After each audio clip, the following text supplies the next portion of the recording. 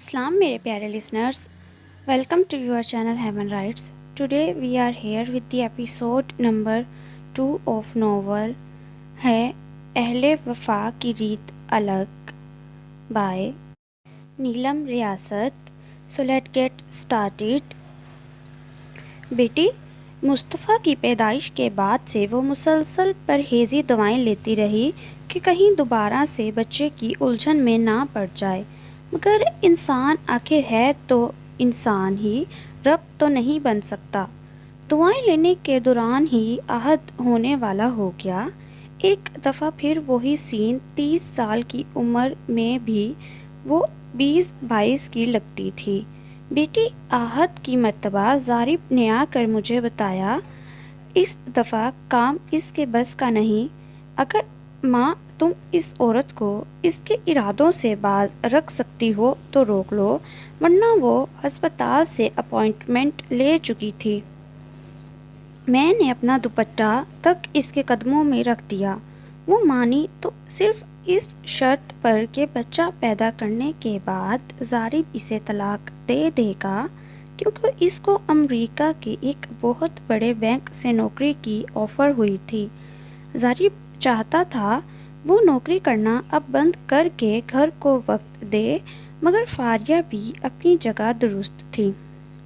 अपनी सारी जवानी लगाकर इसने अपनी फील्ड में अपना नाम बनाया था. अब ये चाहता था वो घर बैठ जाए, जबकि इसके अंदर ये जरासीम सिरे से ही मौजूद ना थे. आहत जब होने वाला था, इस दौरान वो अपने वालिदैन के घर ही रही. ज़ारिब से पूरी तरह नाराज़ी थी. इस बेचारी का शायद वक्त ही ऐसा लिखा था, उम्र ही इतनी लिखवा कर लाई थी. आहत पैदा हुआ, साथ ही इसको हैवी ब्लीडिंग शुरू हो गई. अच्छी भली हंसती बोलती अंदर गई थी, हमेशा के लिए खामोश होकर वापस आ गई. मुझे इसका दुख बहुत है बेटी. मेरे बच्चे ने दिन देखा ना रात अपनी अज़दवाजी ज़िंदगी का भरम रखने में अपने हक तक से मुंह मोड़ लिया. शायद अल्लाह पाक को इसकी यही बात पसंद आ गई जो इसका यूं भरम रह गया, वरना शादी के 8 साल बाद इसने आज़ादी मांग कर इसे बड़ा दुख दिया था. अल्लाह इसकी बख्शिश करे. वो बिल्कुल नहीं थी, बस इसकी सोच जुदा थी. सफ़ीना ने अपने आंसू आंचल में समेटे.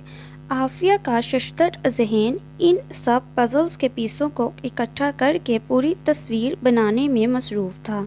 सफ़ीना अपनी बात जारी रखते हुए बोली, आफ़ी, इन दोनों बच्चों ने ना तो माँ के वजूद को महसूस किया है, ना ही प्यार देखा है. मैंने मुस्तफ़ा की इब्तदाई तरबियत बड़ी बाअसूल की है. तुम इसकी शख्सियत में कोई किसी किस्म की महरूमी अगर ढूंढो भी तो तलाश ना कर पाओगी. वो सिर्फ मेरी गोद से वाकिफ़ है. तुम इनको अपना समझोगी, प्यार दोगी तो यकीन मानो वो तुम्हें तुम्हारा प्यार दुगना करके लौटाएंगे. वो ऐसी नरम मिट्टी हैं जिसे जिस साख्त में ढालोगी ढल जाएंगे.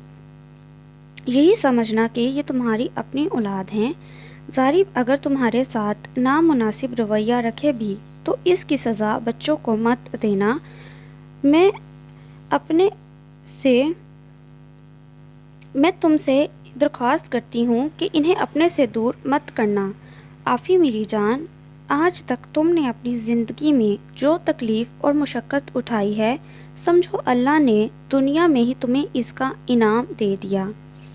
आफ़िया ने अपने आंसू साफ़ करते हुए अम्मा के हाथ से अपना हाथ रख कर तसल्ली दी और इनका सरहाना दुरुस्त करते हुए इन्हें आराम करने का मशवरा दिया. सफ़ीना आंखें बंद करके लेट गई और इसको दुआ देते बोली, अल्लाह तुम्हें खुश रखे, जीती रहो. मेन लाइट बंद करके नाइट बल्ब जलाकर दरवाज़ा हल्का सा बंद करती हुई वो स्टोर रूम में आ गई. सबका एक एक सूट इस्त्री करके हैंगर पर डालने के बाद अम्मा और बच्चों के तो वहीं रहने दिए, जबकि ज़ारी का ले जाकर इसकी अलमारी में रख दिया. एक दफ़ा आहत اور مصطفیٰ پر نظر ڈال کر واپس اماں کے کمرے میں آ کر ان کے بیڈ پر ہی دوسری جانب چادر اوڑھ کر لیٹ گئی۔ سوتے میں اماں کی آواز نے ہوش کی دنیا میں واپس پٹکا، جو کہہ رہی تھیں، جانتے ہو نا کہ آفی سو رہی ہے، پھر جان بوجھ کر یوں اٹک پٹک کیوں کر رہے ہو؟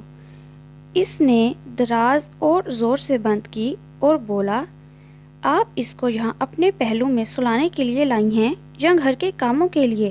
کیا فائدہ ہے اس کا؟ اگر صبح کے 4 بجے میں نے آپ کو ہی چائے بنا کر دینی ہے۔ اس کی آواز اتنی اونچی تھی کہ قبر کے مردے بھی اٹھ کر بیٹھ جاتے اور کہتے، بھائی تو بول لے، ہمارے آرام کی خیر ہے۔ وہ تو بڑی کچی نیند سوتی تھی۔ سوتے میں بھی دوپٹہ سر اور سینے پر اسی طرح لپٹا ہوا تھا جیسے جاگتے میں رہتا۔ ڈھیٹ بن کر اس سے مزید نہ لیٹا گیا تو اٹھ کر بیٹھ گئی۔ لو آ گیا، اب سکون بچی کی نیند خراب کر دی۔ سفینہ کے ملامت کرنے پر زارب نے فقط ایک اچٹتی سی نظر اس پر ڈالی اور واپس مٹھائی کے ڈبے پر جھکتے ہوئے چڑھانے کو بولا، اماں آپ بھی بس کمال ہی کرتی ہیں، اچھی خاصی عمر کی عورت کو بچی کہہ رہی ہیں۔ سفینہ نے اس کے کندھے پر ایک ہاتھ جڑا، وہ بیٹھا بھی تو ان کے قریب تھا، اور جتاتے ہوئے بولی، کتنی عمر ہے اس کی جو تم یوں اچھی خاصی عمر پر زور دے کر جتا رہے ہو؟ تم سے 3 سال ہی چھوٹی ہے، اور ماؤں کے لیے تو اولاد بوڑھی بھی ہو جائے تو بچی ہی رہتی ہے۔ عافیہ کچھ بھی کہے بغیر واش روم کی جانب بڑھ گئی۔ سفینہ چائے کے ساتھ مٹھائی لیتے ہوئے مسلسل زارب سے باتوں میں مصروف تھیں۔ یہ تمہارا دوسرا کپ ہے، ارادے تو نیک ہے نا؟ رات بھر سوئے نہیں ہو، اب کیا دن کو بھی جاگنا ہے؟ اس نے سپ لیا اور بولا، کچھ ایسا ہی سمجھ لیں، اپنی ٹیم کے ساتھ فیصل آباد جا رہا ہوں، فکر نہ کریں، ہسپتال میں 2-3 گھنٹے کی نیند لے لی تھی اور انشاءاللہ رات سے پہلے واپس آ جاؤں گا۔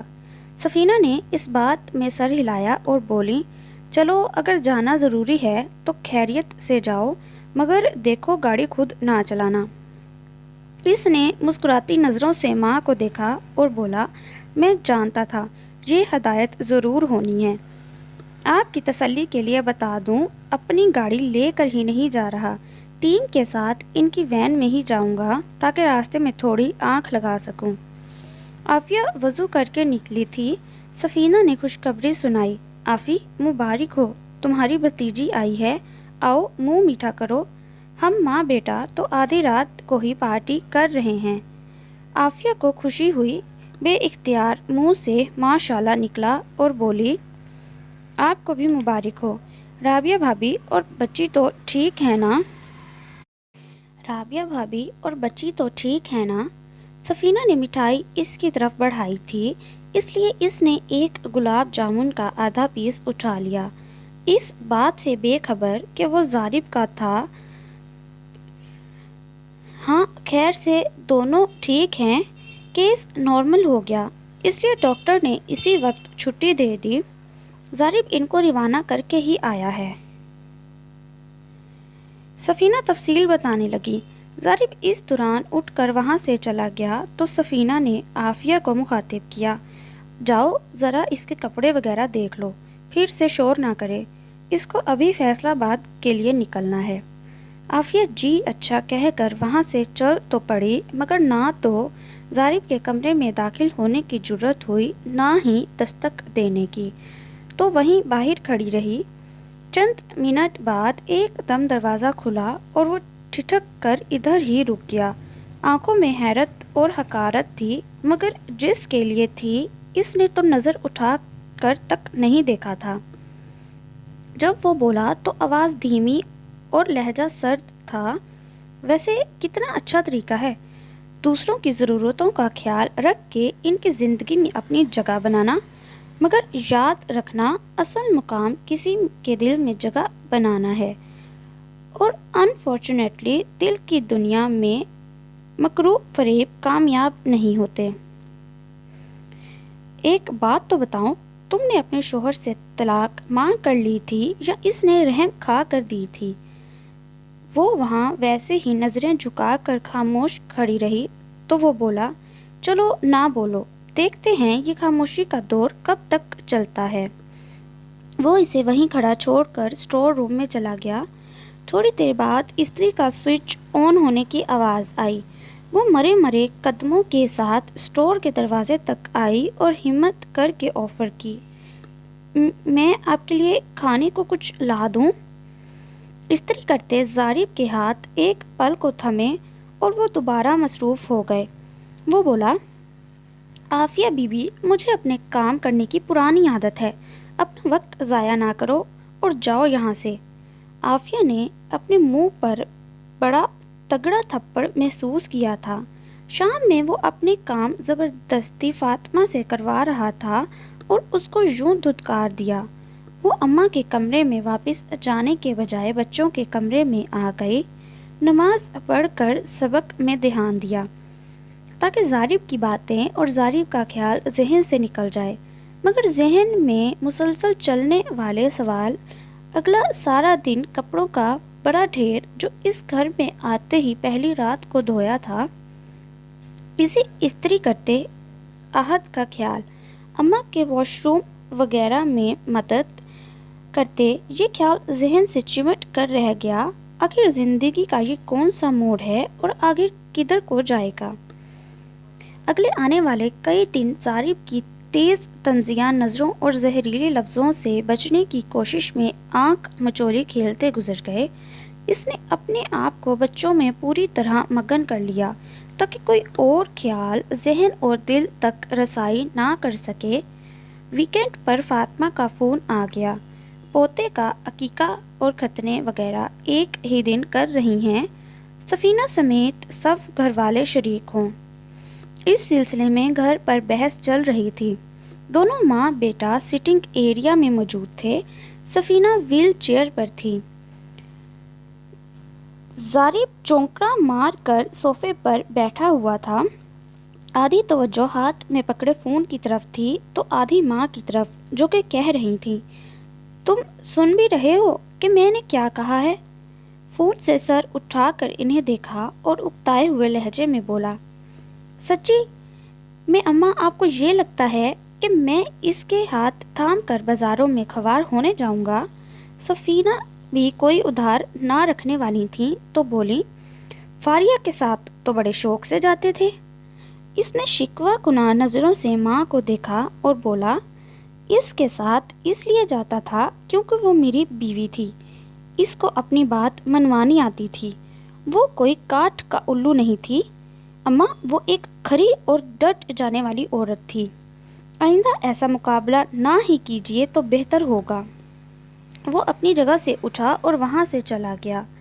سفینہ غصے سے اس کو جاتا دیکھتی رہی۔ وہ جیسے گیا تھا ویسے ہی واپس آیا۔ یہ لے پیسے رکھیں، میں ایک فون اس لڑکی کو دے دیتا ہوں اور اس کو اپنی بہن کی بوتیک پر لے جائے گی۔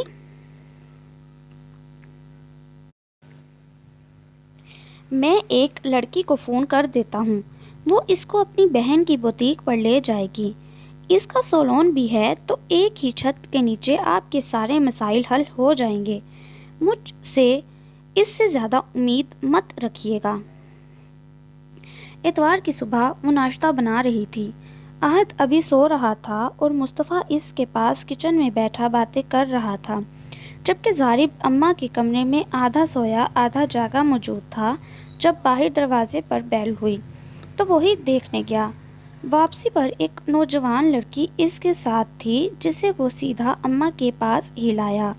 تعارف دیتے ہوئے بولا، اماں، یہ مائرہ ہے جس کا میں نے آپ کو کل بتایا تھا، اس کی چھوٹی بہن میک اپ آرٹسٹ ہے، یہی عافیہ کو شاپنگ پر لے کر جائے گی۔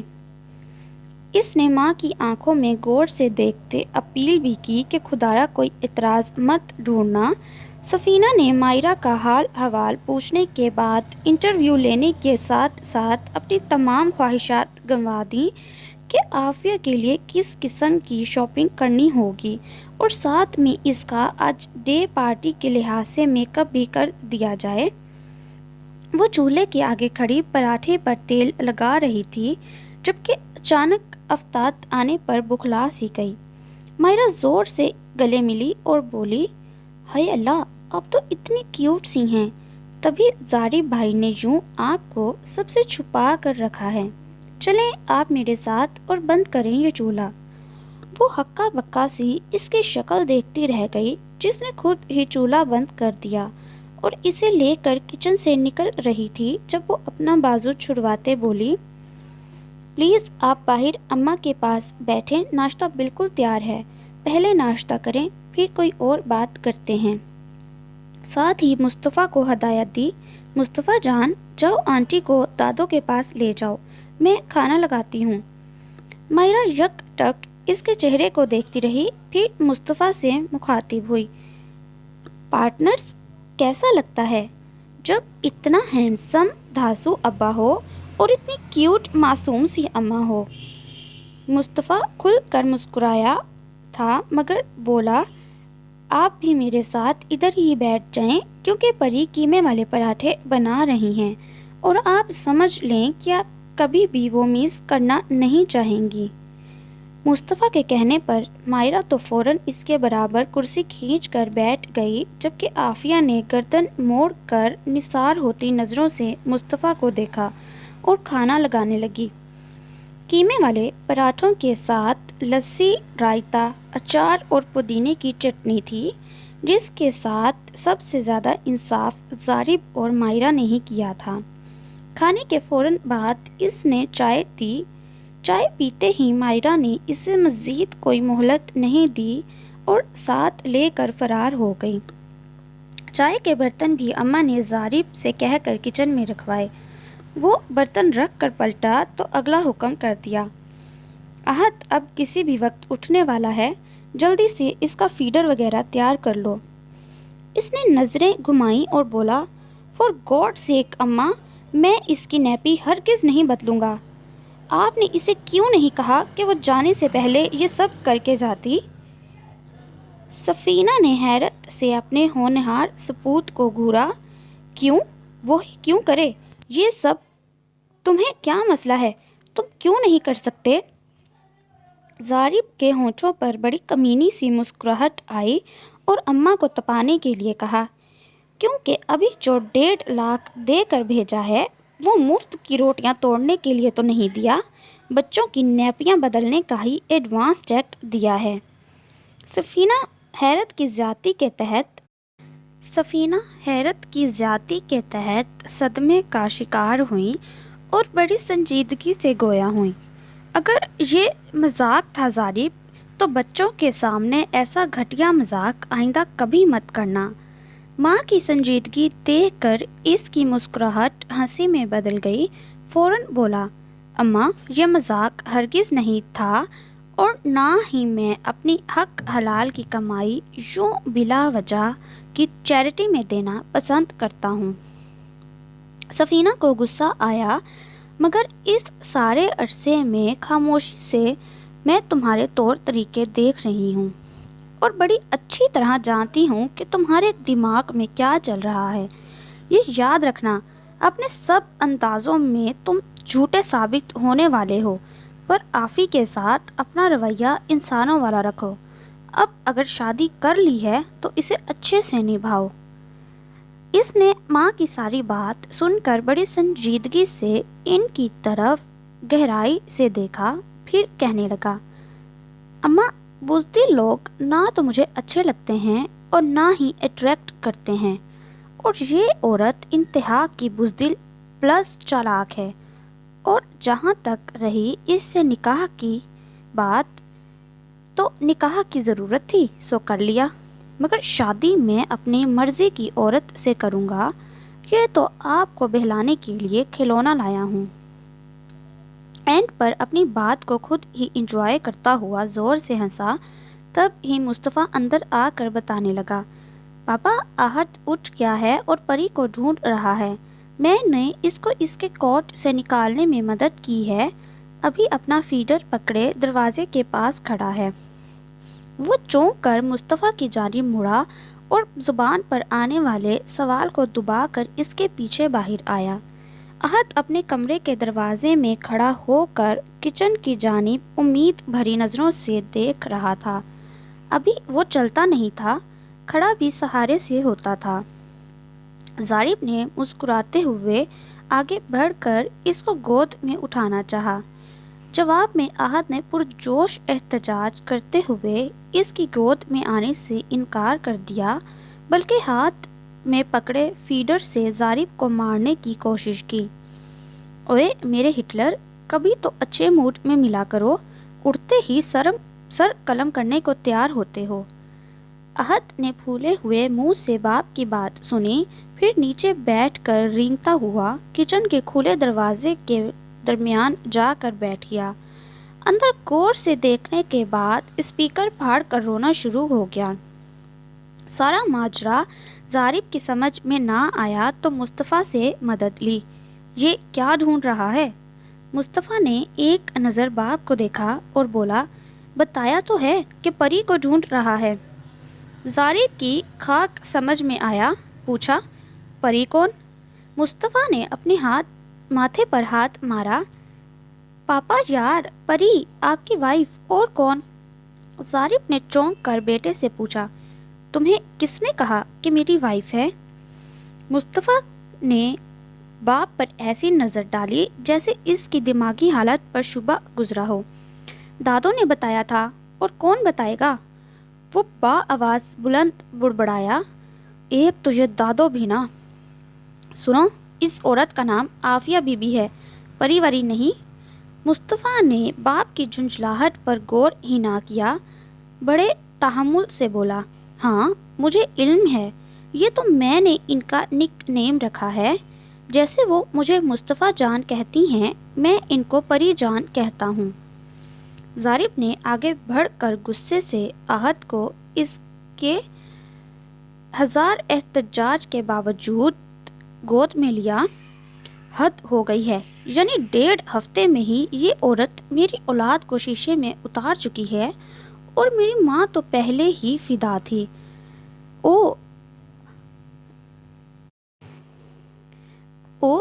I so hate cheap people۔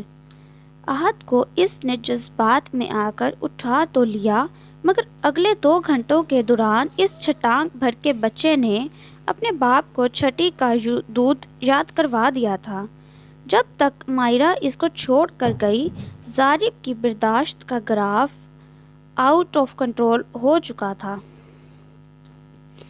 Maira کی ڈاکٹر سے اپوائنٹمنٹ تھی، اس لیے وہ عافیہ کے بہت اصرار کے باوجود اندر نہ آنے کی معذرت کرتی اسے گیٹ پر ہی ڈراپ کر کے چلی گئی۔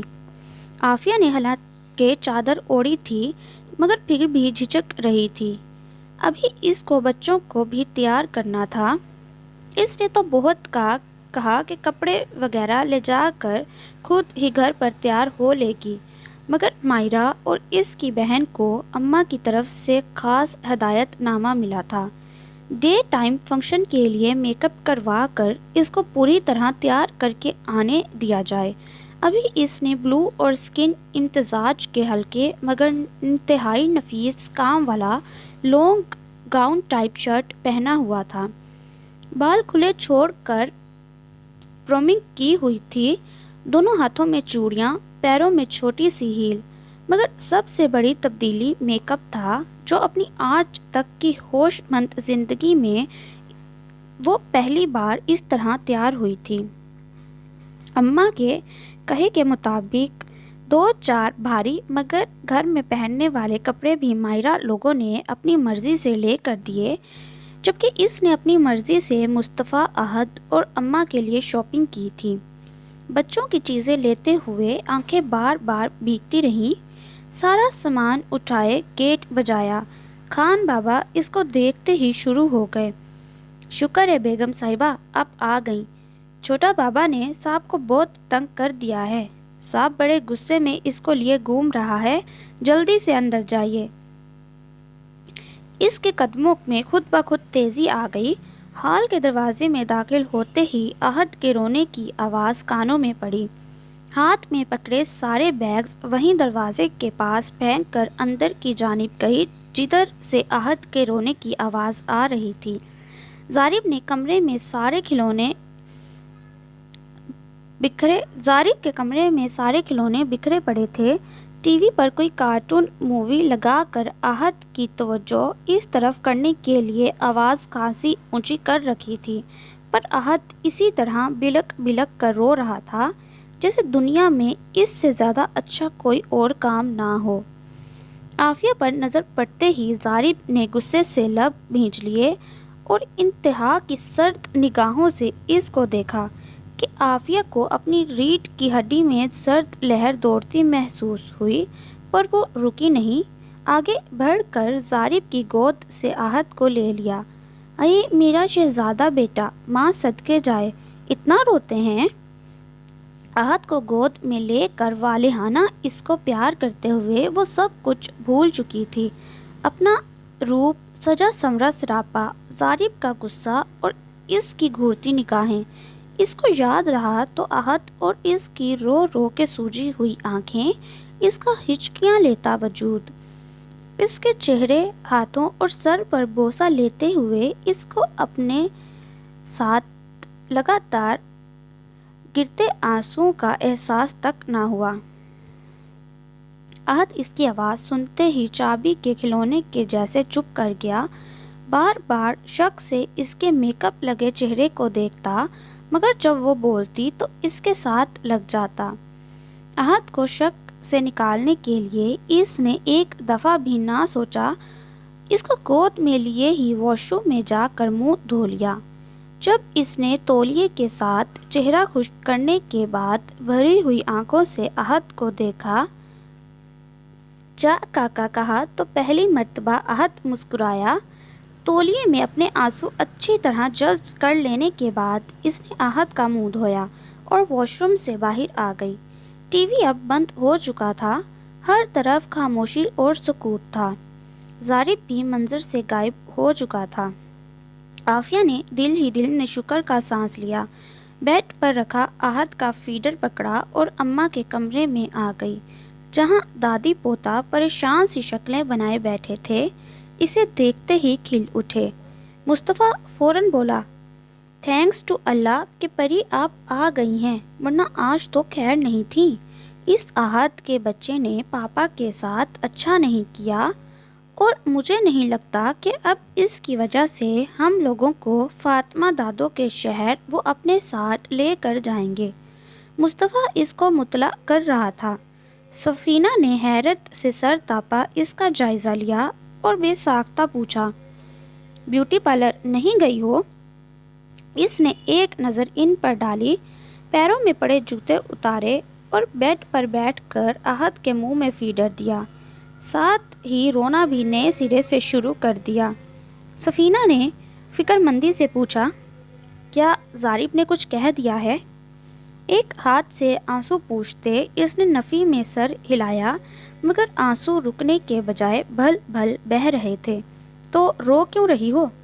چادر کے پلو سے ناک صاف کر کے پہلے رونے کی وجہ سے لال ناک کو مزید ٹماٹر کی طرح لال کرتے بولی، مجھے کیا علم تھا احد اتنا روئے گا، میں ہرگز بھی مائرہ کے ساتھ نہ جاتی۔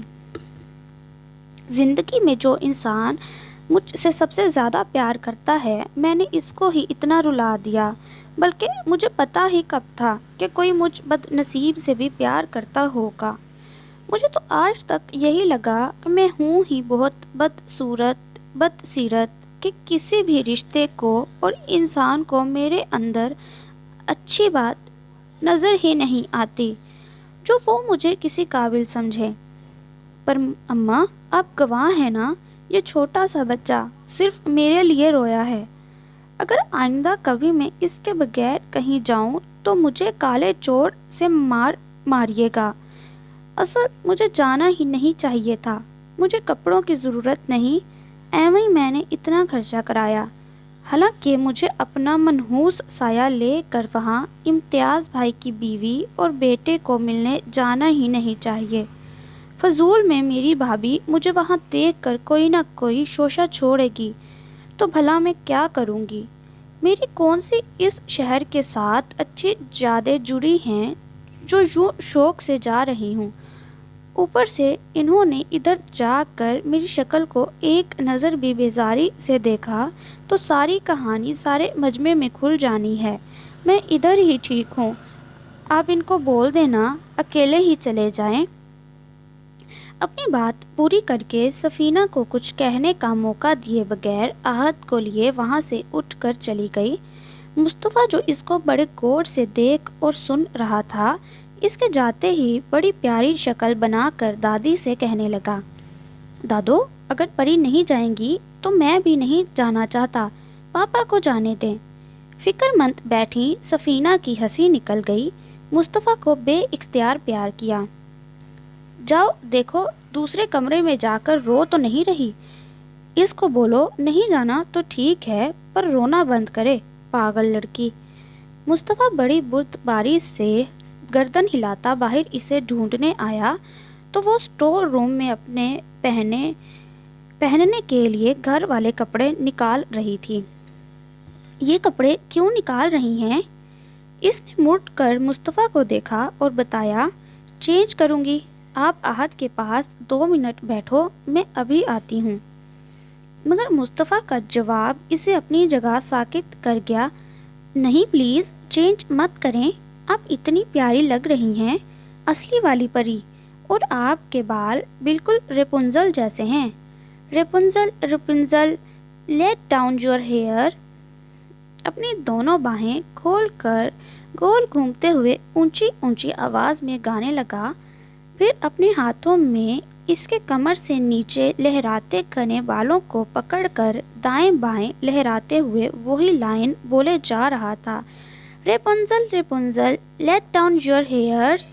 عافیہ بے اختیار ہنستی چلی گئی، ساتھ میں احد کو بھی گدگدی کر کے اپنے ساتھ شامل کر لیا۔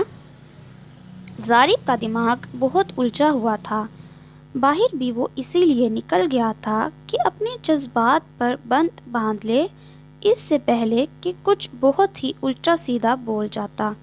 سارے گارڈن کا چکر لگا کر وہاں سے ایک عدد امرود توڑ کر کھانے کے بعد گھر میں واپس آیا۔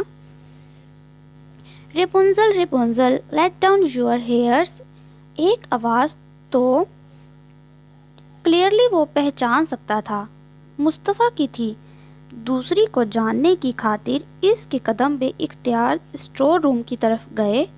احد کو گود میں اٹھائے وہ اور مصطفیٰ ٹیبل پر پڑے کپڑوں کو اٹھا اٹھا کر ہوا میں اچھالنے کے ساتھ ساتھ ادھر ادھر اچھلتے ہوئے ایک ہی لائن کو دہرائے جا رہے تھے، ریپنزل Rapunzel let down your hair. تینوں ہی ظریف کی وہاں موجودگی سے لا علم رہے۔ احد کی کلکاریاں سن کر ظریف کو غصہ آیا، یہ وہی بچہ ہے جو کچھ دیر پہلے اس کی گود میں رو رہا تھا۔ نامحسوس انداز میں اس نے اپنی پینٹ کی جیب سے فون نکالا، فقط چند سیکنڈ کی ویڈیو لے کر وہاں سے ہٹ گیا۔ اماں میں تیار ہو رہا ہوں، اور جس کو بھی جانا ہے 15 منٹ بعد دروازے کے پاس تیار کھڑا ملے۔ سفینہ نے ہاتھ کے اشارے سے اسے وہیں روک کر بتانا ضروری جانا، تمہاری وہ فیملی پہلے سے ہی جانے سے انکار کر چکی ہے، وجہ تم خود ان سے پوچھ لو۔ اس نے ماں کی مسکراہٹ کو غور سے دیکھا، پھر کہا، پہلی بات تو یہ کہ میری فیملی آپ اور وہ بچے ہیں، اور دوسری یہ، تیسری کسی کی اہمیت میری نظر میں 2 کوڑی کی بھی نہیں۔ ویسے بھی اچھا ہی ہے وہ عورت گھر پر آپ کے ساتھ رہے، میں آپ کی غیر موجودگی کو کمپنسیٹ کرنے کے لیے رات پھپھی کی طرف ہی رک جاؤں گا، آج میری چھٹی بھی ہے، پھپھو کا شکوہ دور ہو جائے گا کہ کبھی رہتا ہی نہیں۔ سفینہ نے متفق ہوتے ہوئے اس بات میں سر ہلایا، چلو ٹھیک ہے، خیر سے جاؤ، رات کو فون کر دینا، تسلی ہو جائے گی۔ اب جاؤ تیار ہو کر نکلو، پہلے ہی بہت وقت ہو چکا ہے۔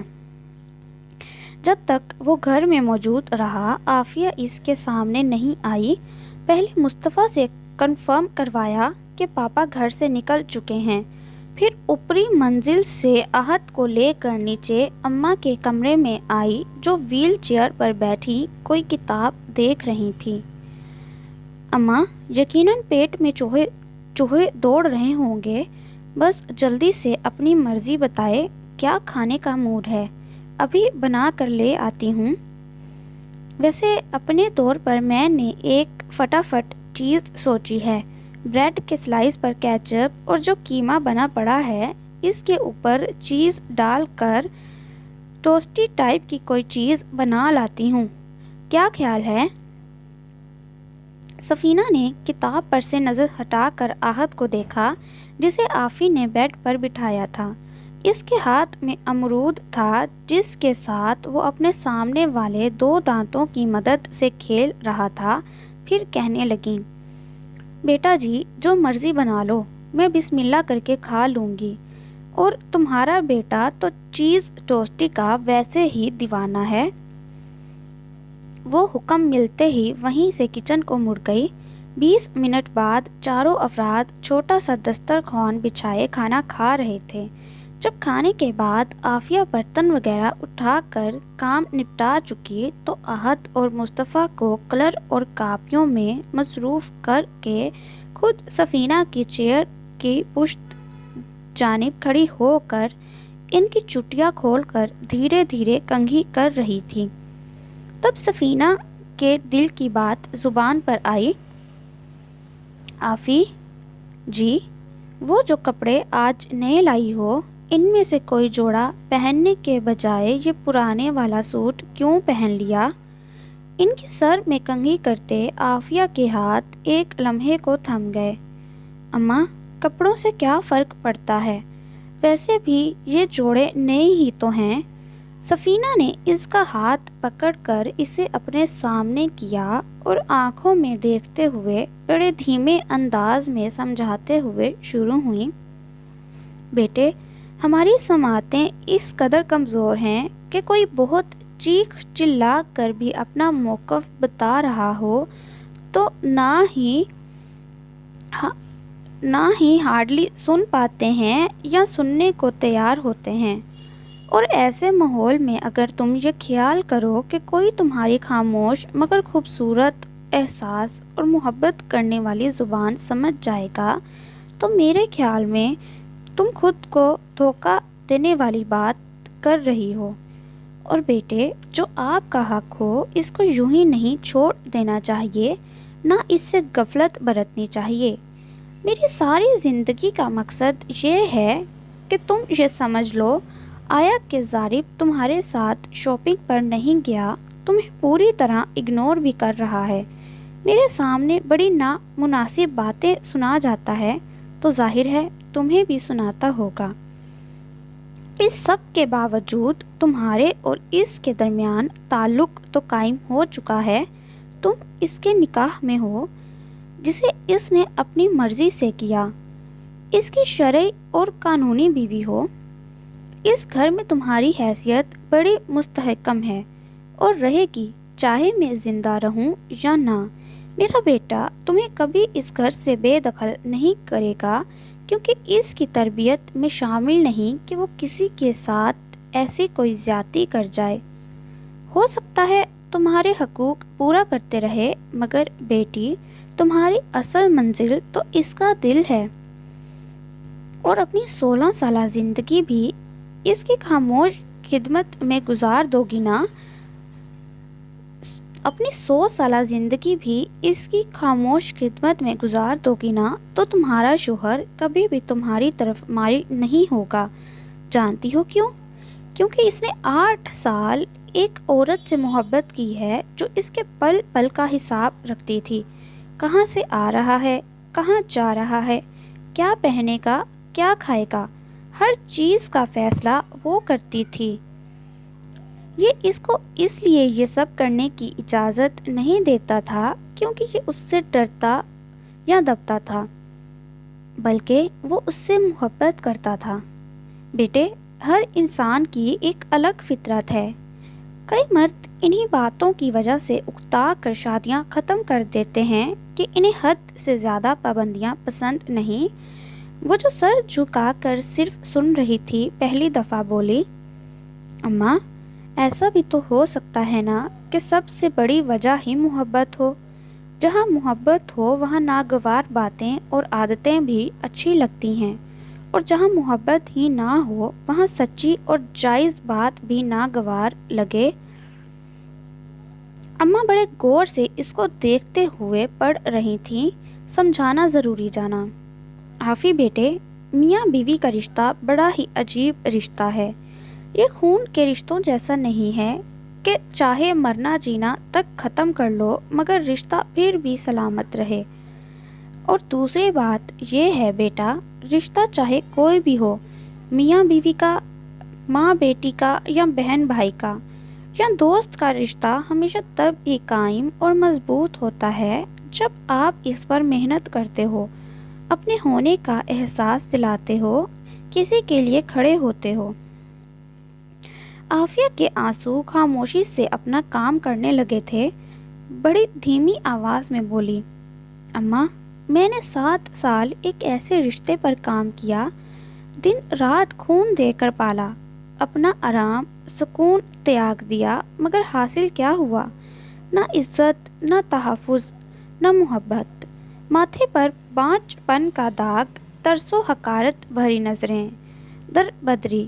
یہ میری اتنے سالوں کی کمائی ٹھہری اماں، اور آپ چاہتی ہیں میں ایک اور جوا کھیلوں، اچھے کپڑے پہن کر ان کے آگے پیچھے پھروں، ادائیں دکھا دکھا کر ان کا دل لبھانے کی کوشش کروں، چیخ چلا کر ان کی توجہ حاصل کروں تاکہ وہ میرے ایک نظر التفات کی ڈالیں۔ وہ دیکھ تو لیں گے، متوجہ تو ہو جائیں گے۔ وہ جیسے انہوں نے مجھے کہہ رکھا ہے کہ اگر کبھی نفس کے ہاتھوں مجبور ہو جاؤں تو مجھے اجازت ہے جب مرضی ان کے بیڈ روم میں آ جاؤں۔ تو میری پیاری اماں، شور کر کے کسی کو متوجہ کرنے سے نفس کی پیاس بجھانے کی ذمہ داری کندھوں پر اٹھا کر وہ میرے قریب تو آ جائیں گے، پر دل اور روح کے درد تک ساری عمر ان کی نظر ہی نہ پڑے گی۔ اماں میں نے ایک مرد کے ساتھ 7 سال تک جسم کا تعلق قائم رکھا، کیا ملا وہاں سے جو دوبارہ سے خود کو ماروں؟ اور مجھے تو ویسے ہی ان سے بہت ڈر لگتا ہے۔ پتہ نہیں آپ کو مجھ میں کیا نظر آ گیا جو اپنے اتنے لاڈلے کامیاب اور ہر طرح سے پرفیکٹ بیٹے سے شادی کرا دی، یا شاید میرے ماں باپ کی دعائیں ہیں جو آپ کو میری زندگی میں آنا تھا۔ مجھے اتنے پیارے بچے ملنے تھے، سگی ماں سی آپ مل گئیں، اولاد مل گئی، سر چھپانے کو عزت بھری چھت مل گئی، میں بہت خوش ہوں۔ سفینہ نے نفی میں سر ہلایا، یہ تم نے بہت غلط بات کی ہے، یعنی ماں مل گئی، اولاد مل گئی، یوں شوہر کو اب پوچھنا ہی نہیں، صرف اس ڈر سے کہ وہ سمجھے گا کہ تم نفس کے ہاتھوں مجبور ہو کر آئی ہو، تو ایسی کی تیسی اس کی، جو مرضی سمجھتا رہے۔ میاں بیوی کے تعلق میں ایسے بیہودہ حوالوں کی گنجائش نہیں ہے۔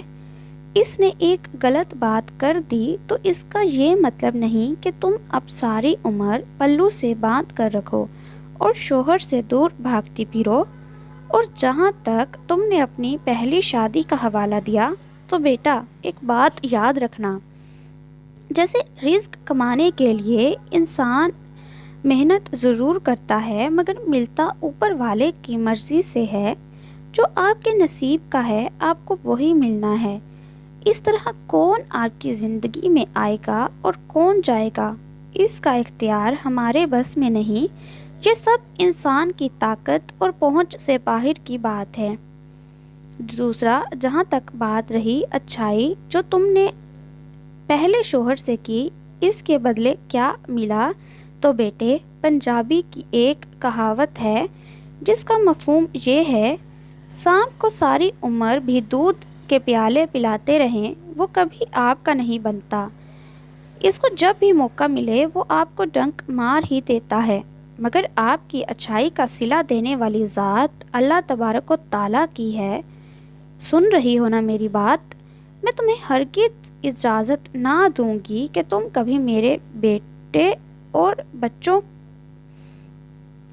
اجازت نہیں دوں گی کہ تم کبھی میرے اور بچوں کے کمرے میں پناہ ڈھونڈو۔ آج ہی اپنے سارے کپڑے جو ہیں ان کو باندھ کر کام والی کے حوالے کرو اور نئے والے سب زاری کی الماری میں رکھو۔ آج سے سونا بھی ادھر ہی ہے، مجھے ویسے بھی کسی کے ساتھ نیند نہیں آتی۔ عافیہ کا اوپر کا سانس اوپر اور نیچے کا نیچے رہ گیا۔ آپ یہ کیا کہہ رہی ہیں؟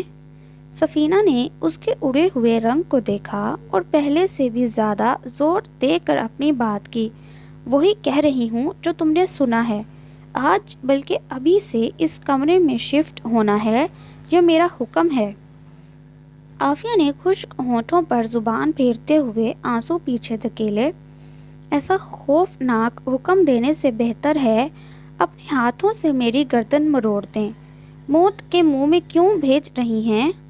وہ تو مجھے اس قدر غصے سے گھورتے ہیں، ان کے کمرے میں رہوں گی تو کچا چبا جائیں گے۔ اماں نے اسے گھورا۔ ایسا ہی جانور ہے نا میرا بیٹا؟ اس کی زبان پھسلی۔ آپ کو کیا پتا، آپ کو کون سا وہ غصے سے گھورتے ہیں؟ مجھے تو وہ 1 سیکنڈ میں اٹھا کر کمرے سے باہر پھینک دیں گے۔ سفینہ نے تسلی دیتے ہوئے بڑے وثوق سے کہا، اس بات کی میں تمہیں گارنٹی دیتی ہوں، وہ تم کو کبھی بھی کمرے سے نکل جانے کو نہیں بولے گا، اس طرف سے بے فکر رہو۔ عافیہ نے مزید ہاتھ پاؤں مارنے چاہے۔ اتنے بڑے گھر میں مجھے ایک کمرہ تک اپنا ذاتی نہیں مل سکتا جو میں ان کا کمرہ شیئر کروں۔ سفینہ مسکراتے ہوئے بولی، بی بی وہ تمہارا خصم ہے، ساری زندگی جس کے ساتھ رہنے کے لیے 3 دفعہ ہاں کی تھی۔ یہ سفینہ کی محبت کا ہی اعجاز تھا، وہ ان کے ساتھ یوں فری ہو کر بول رہی تھی۔ اب بھی فٹ بولی، جس طرح آپ نے اپنے بیٹے کو ایموشنل بلیک میلنگ کی مار ماری تھی، بالکل اسی طرح فاطمہ چاچی نے مجھے راضی کیا تھا۔ اب آپ لوگ 2 شریف لوگوں کے جذبات کے ساتھ یوں تو نہ کھیلیں۔ کاش میں ان سے یہ شادی کیے بغیر ہی آپ کے گھر آ جاتی، کم از کم 1 عدد کمرہ تو مل جاتا، وہ بھی میری ذاتی ملکیت کا۔ سفینہ نے ہنستے ہوئے اس کو گھورا۔ اچھا زیادہ فضول مت بولو، میری چٹیا کر دو، پھر اپنا یہ حلیہ درست کر کے جو میں نے کہا ہے اس پر عمل کرو۔ ایک دفعہ پھر کھڑی ہو کر ان کے بال بنانے لگی۔ اماں میری کون سی بات بری لگی جو یہ اتنی سخت سزا سنا دی؟ سفینہ بولی، یہ سزا نہیں ہے پاگل لڑکی۔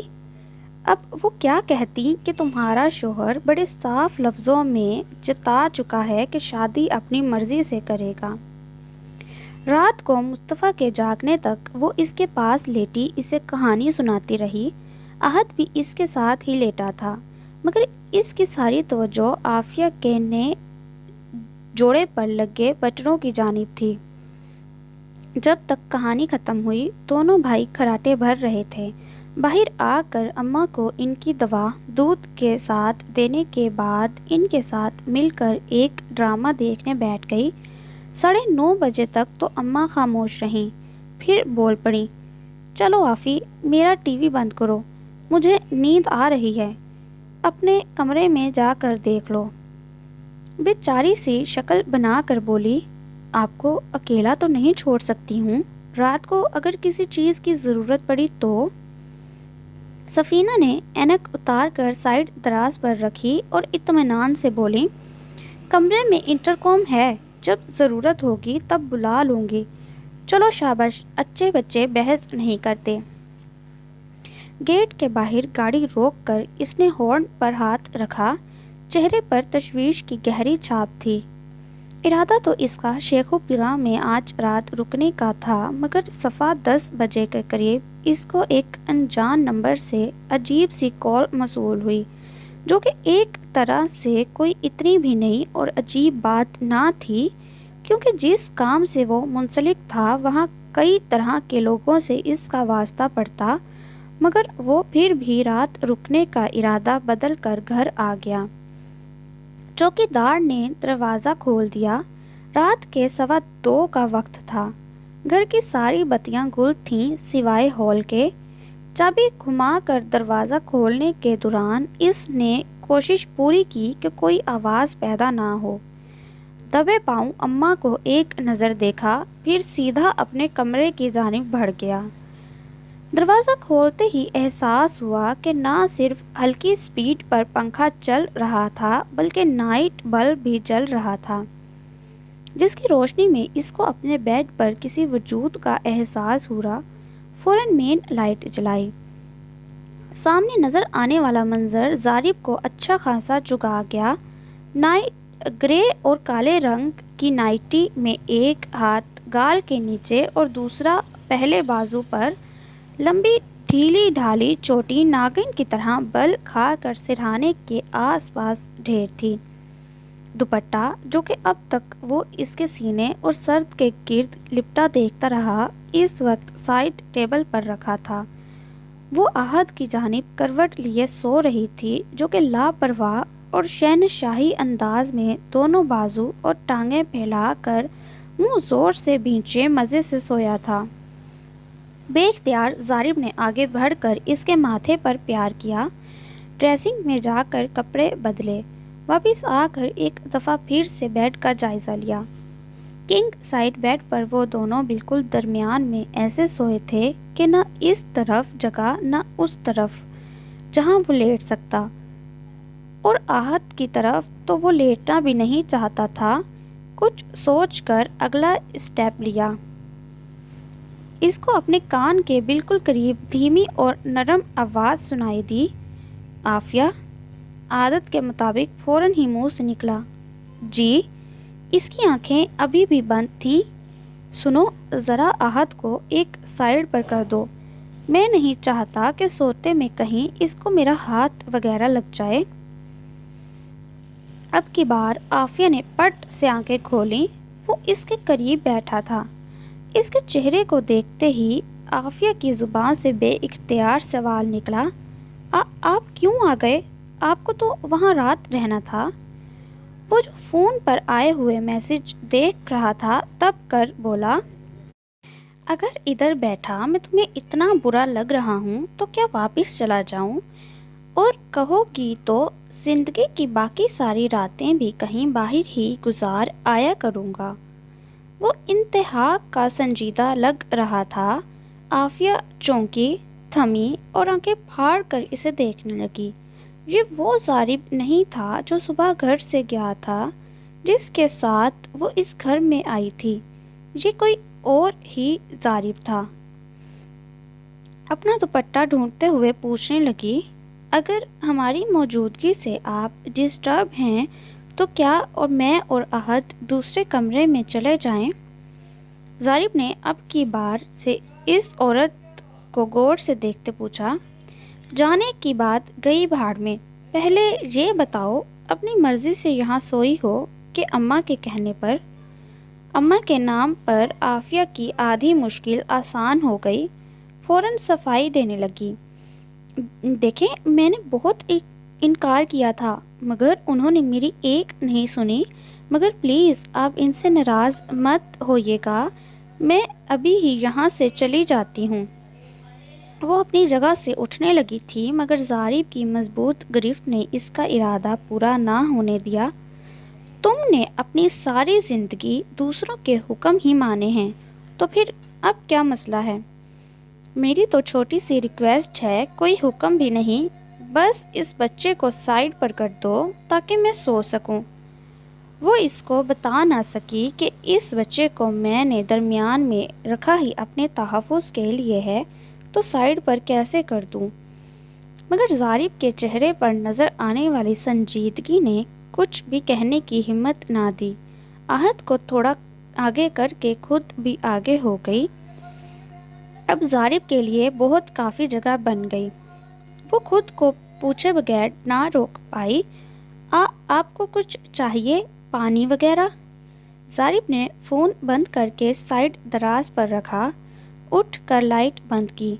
जब वो अपनी जगह पर लेट चुका तो अंधेरे में इसकी आवाज़ गूंजी, तुम्हारे जैसे नमूने म्यूज़ियम में रखे जाने चाहिए। वो तो अपनी बात कहकर करवट बदल कर सो गया, मगर वो कितनी देर जाग कर इसके कहे जुमले का मफहूम ढूंढती रही। फिर न जाने कब आंख लग गई। वो अपने पहलू में सोए हुए ज़ारिब की वहाँ मौजूदगी से इस कदर मोहतात थी कि सुबह तक एक ही सिमत में करवट लिए पड़े रहने की वजह से जिस्म का वो हिस्सा अकड़ा हुआ था, और ये रूटीन अगले आने वाले बहुत दिन तक जारी रही। वो कमरे में तब आती जब वो सो चुका होता, या कम अज़ कम आफिया को ये यकीन आ जाता कि अब सो गया होगा। जाकर खामोशी से बेड की एक साइड पर किसी बेजान जिस्म की तरह दिल निकलने तक पड़ी रहती। इधर अजान हुई, इधर वो इस कमरे की कैद से आज़ाद होकर खुली फ़िज़ा में सांस लेती। सिवाय एक रात के, जिस रात ज़ारिब का शो होता, इस रात वो इसके घर आने से पहले पूरी कोशिश करती कि नींद आ जाए, मगर नींद भी हमेशा मेहरबान ना होती। मुस्तफ़ा के साथ दोस्ती हर गुज़रते दिन के साथ गहरी से गहरी होती रही। इसका बर्थडे आया, जिसके बारे में ज़ारिब ने यही मशवरा दिया, स्कूल के दिनों में करने के बजाय वीकेंड पर वो मुस्तफ़ा और इसके दोस्तों को बाहर डिनर या लंच करवा देगा। मुस्तफ़ा को कोई एतराज़ नहीं था। फ़िलहाल एक केक ला कर काट लिया गया। मुस्तफ़ा को हफ्ते में स्कूल से 2 छुट्टियां होती, हफ्ता और एतवार की। अम्मा, मुझे बता दें, फिर डिनर की बुकिंग करवाऊं या लंच की?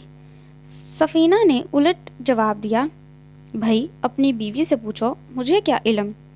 ज़ारिब की तेवरी चढ़ गई और गुस्से से बोला, आप ये जो कोशिशें करती फिर रही हैं ना, कुछ नहीं होने वाला इनसे।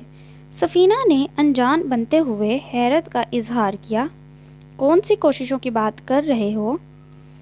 इसको इनकी बात पर मज़ीद तप चढ़ी। आप इसको कहकर हर बात मनवा लेंगी, जो कहती जाएंगी वो मिट्टी की माधु चुपचाप आपके हुक्म मानती जाएगी। पर अम्मा, मैं ज़ारिब से आल हूँ, आफिया कमाल नहीं।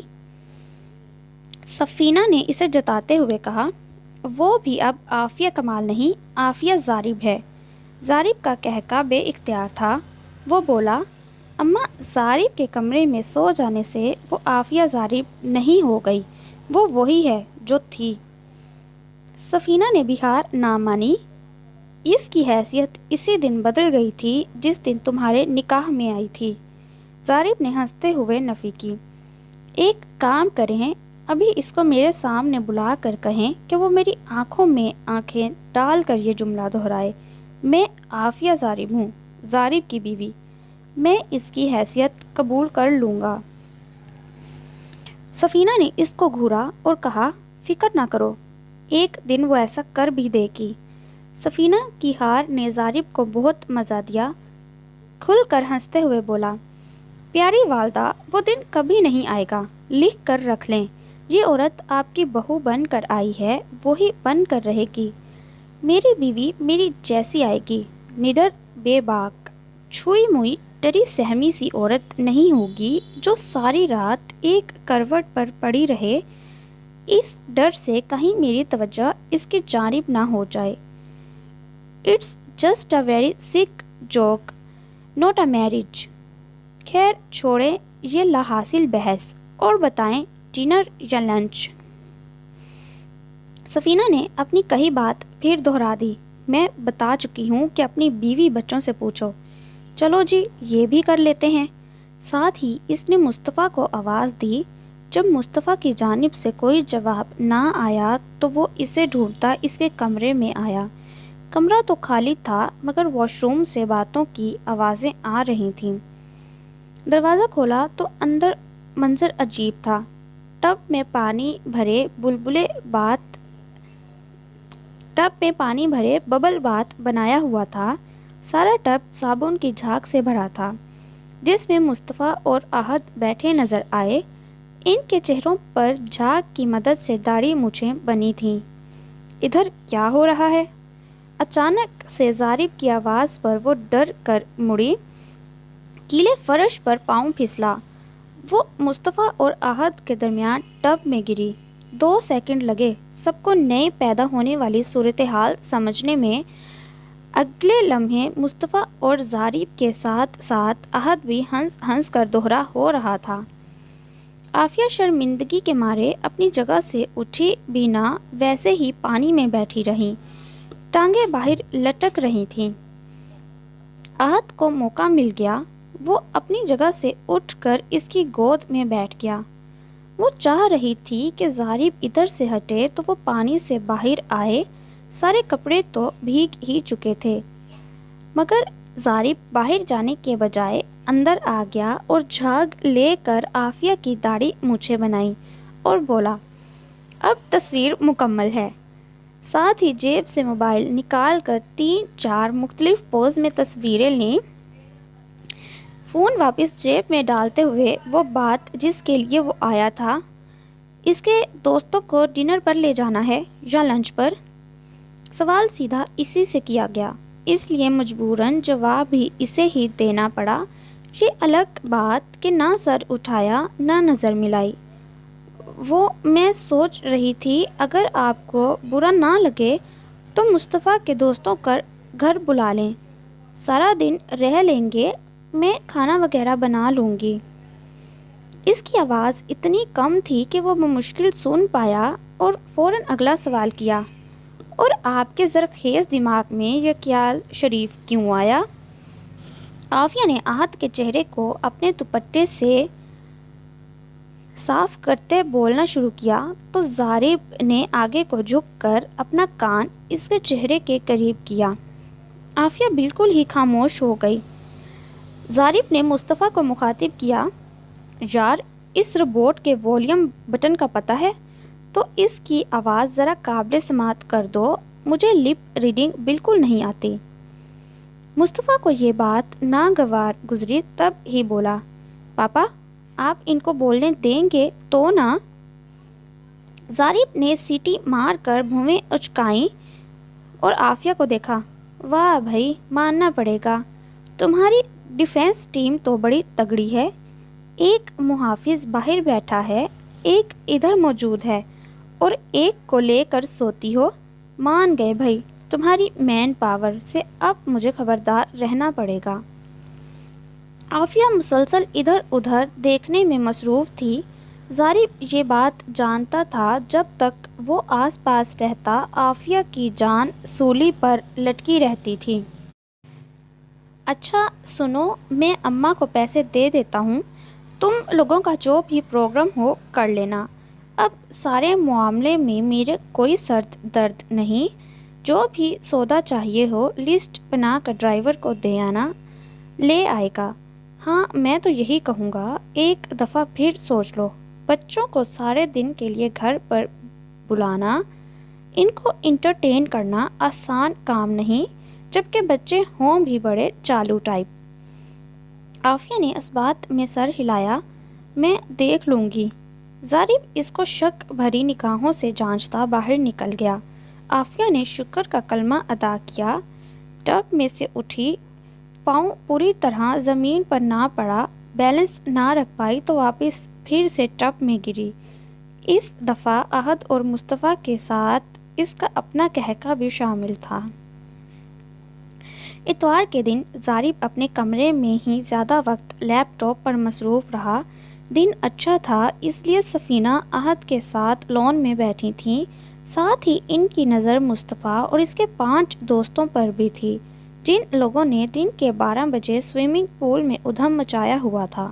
عافیہ کا ایک پاؤں کچن میں تو دوسرا باہر تھا۔ سوئمنگ پول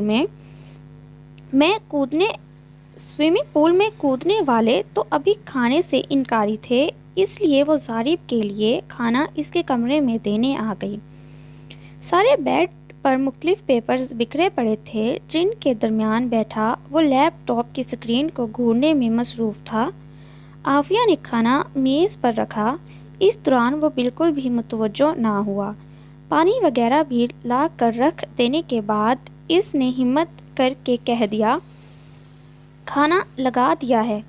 ظریف نے ایک اچٹتی سی نظر اس پر اور پھر کھانے کی میز پر ڈالی، بھویں اچکا کر حیرت کا اظہار کیا، ساتھ ہی پوچھنے لگا، کیا باقی سب نے کھا لیا؟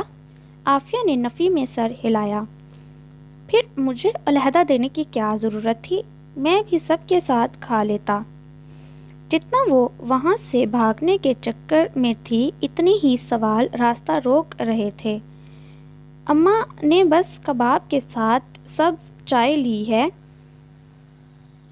ان کا معدہ کچھ اپ سیٹ ہے، میں نے دوا دے دی ہے اور بچوں نے کافی زیادہ کھایا ہے، انہیں ابھی گنجائش محسوس نہیں ہو رہی، کہتے ہیں جب بھوک لگے گی کھا لیں گے۔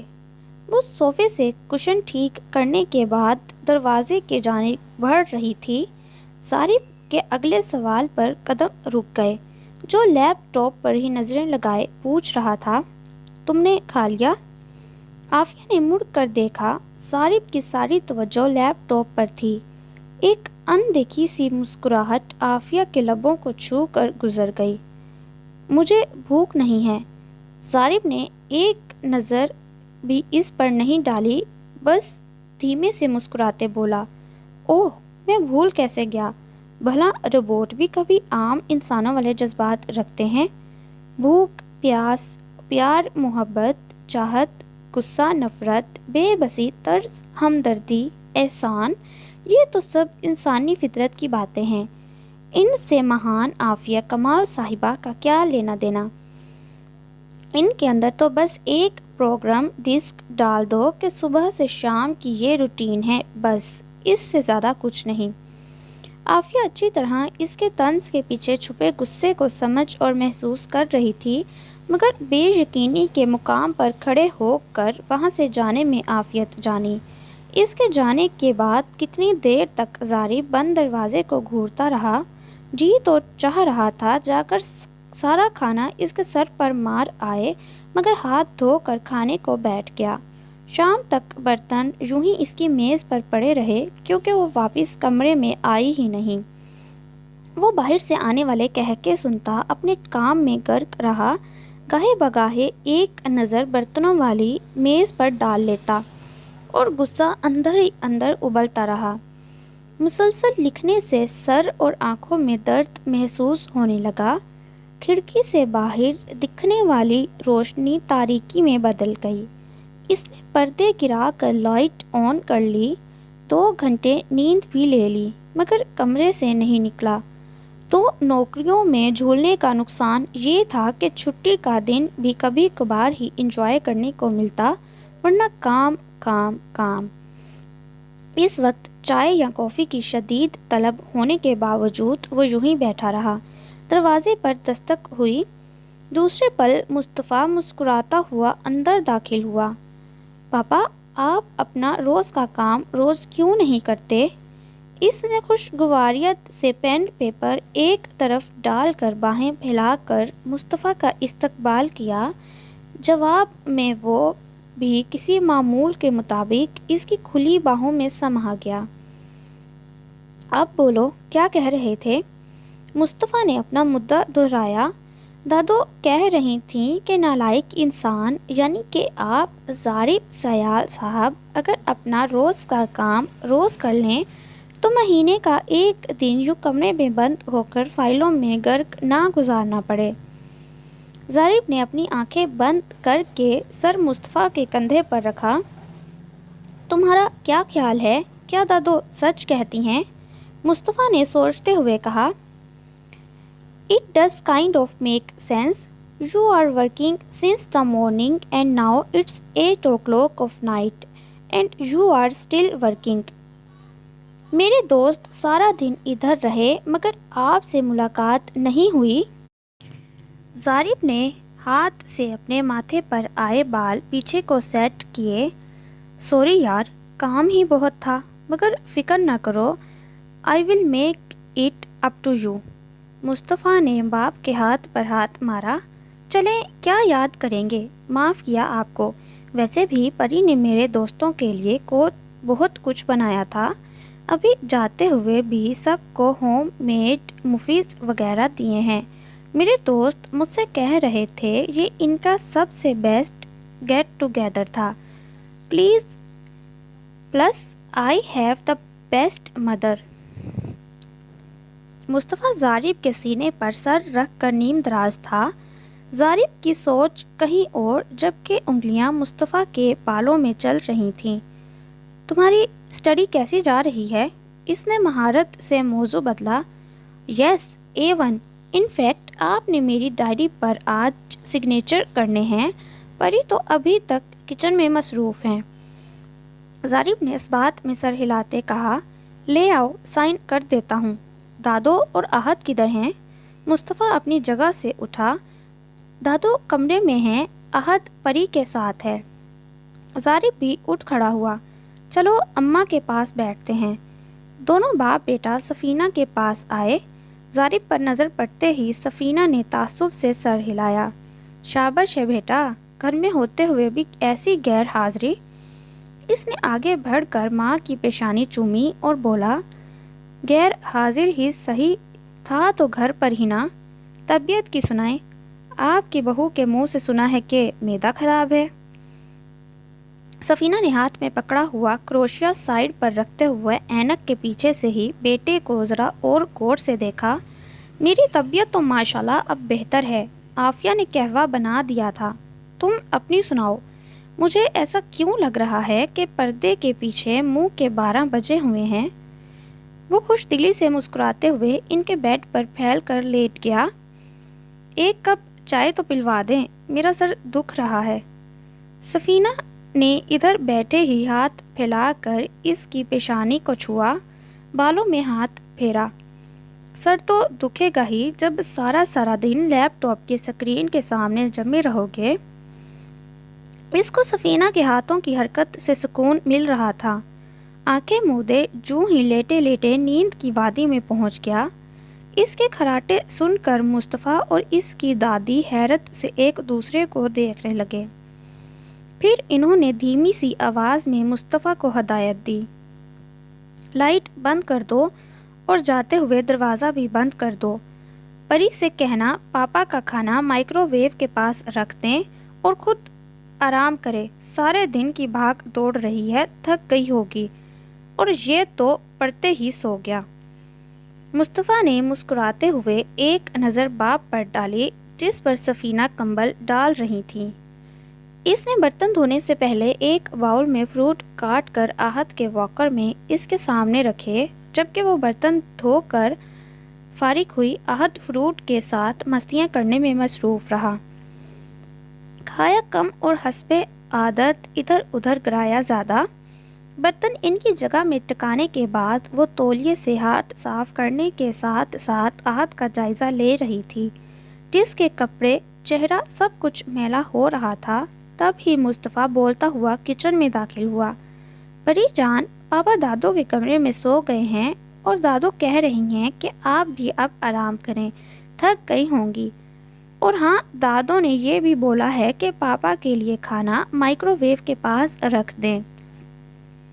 इसने सारी हिदायत सुनकर सर हिलाया, साथ ही अगली हिदायत भी दी, तुम भी दांत ब्रश करके फ़ौरन सोने के लिए लेटो, वरना सुबह नहीं खुलेगी।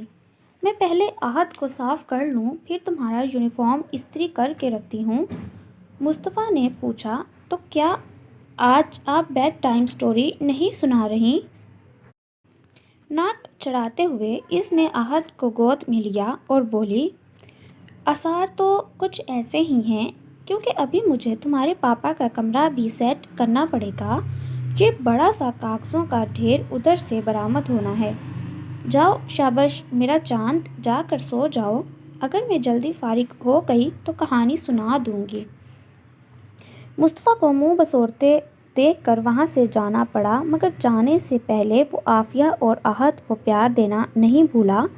सबसे पहले आफिया ने आहत को साफ़ करके हल्की हल्की मॉलिश करके कपड़े पहनाए और फीडर पीने के दौरान ही वो सो गया। اپنے بیڈ پر ہی اس کو اچھے سے کمبل اڑا کر لیٹانے کے بعد اس کا دھیان باقی کاموں کی طرف ہوا۔ کمرے کی ساری صفائی کی، برتن ہٹائے، ظریف کے سارے پیپرز وغیرہ بیڈ سے اٹھا کر ایک فائل میں ڈال کر میز پر لیپ ٹاپ کے قریب رکھ دیے۔ اس دوران 11 بج گئے۔ دبے پاؤں جا کر سفینہ کو دوا دے آئی۔ اب صرف کپڑے استری کرنے رہ گئے تھے، مگر عشاء کی نماز پڑھنی زیادہ ضروری تھی کہ جس کا وقت نکلا جا رہا تھا، سو وضو کر کے اسٹور میں آ گئی۔ پہلے نماز پڑھی، پھر استری سنبھالی۔ مصطفیٰ کا یونیفارم استری کرنے کے بعد اس کی دادی کے 2 سوٹ کیے۔ اب اس کے اپنے کپڑوں کی باری آئی۔ تبھی وہ سرخ نظریں لیے اسٹور کے فریم میں نمودار ہوا۔ ظریف ارد کھلی آنکھوں میں غصہ اور ہاتھ میں مصطفیٰ کی ہوم ورک ڈائری لیے کھڑا تھا، جو اس نے آگے بڑھ کر عافیہ کے بالکل سامنے پٹکی۔ وہ تو حیران ہو رہی تھی کہ یہ تو سویا ہوا تھا، مگر اس کے عمل پر پریشان ہو گئی۔ ڈرتے ہوئے اس کی جانب سوالیہ نظروں سے دیکھا۔ مصطفیٰ کی ڈائری پر سائن کرتے ہوئے، کیا سوچ کر تم نے اپنے نام کے آگے میرا نام لکھا؟ اس کے لہجے میں جس قدر نفرت اور حقارت تھی، اس نے عافیہ کی سٹی گم کر دی، اور ویسے بھی وہ کون سا اس کے سامنے کچھ بولنے کی جرأت رکھتی تھی؟ بول کیوں نہیں رہی؟ عافیہ کا وجود دھیرے دھیرے کانپنے لگا، مگر زبان نے ساتھ نہ دینا تھا، نہ ہی دیا، جبکہ وہ یوں ہی تن کر اس کے سر پر کھڑا دھاڑ رہا تھا۔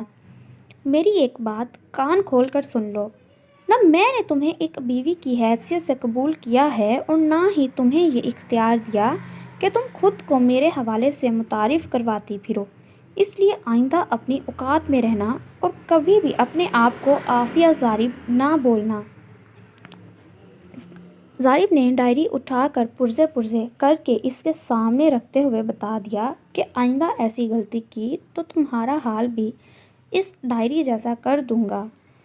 اپنی بات مکمل کر کے وہ تو وہاں سے چلا گیا، مگر اگلی ساری رات وہ وہیں کی وہیں اپنے ٹوٹے دل اور ششدر روح سمیت بیٹھی رہ گئی۔ مجھے رونا کیوں آئے جا رہا ہے؟ ایسا تو نہیں کہ وہ میری محبت میں مبتلا تھے اور اب بدل گئے ہیں؟